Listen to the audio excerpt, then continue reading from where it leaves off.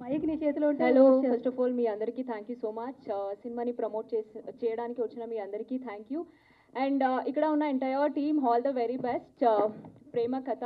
టైటిలే చాలా ప్రేమగా ఉంది సో ప్రతి ఒక్కరి లైఫ్లో కూడా ఒక లవ్ స్టోరీ అనేది ఉంటుంది సో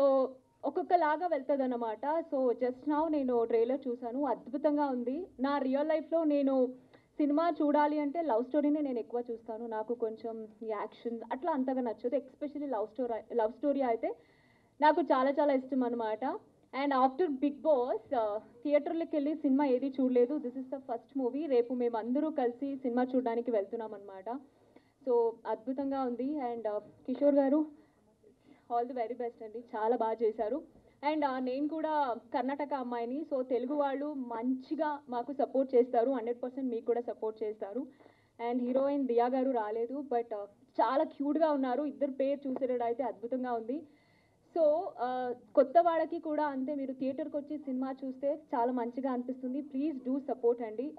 మీ అందరి సపోర్ట్ వల్ల సినిమా హిట్ అవ్వాలనేసి నేను కోరుకుంటున్నాను and entire team all the very best once again thank you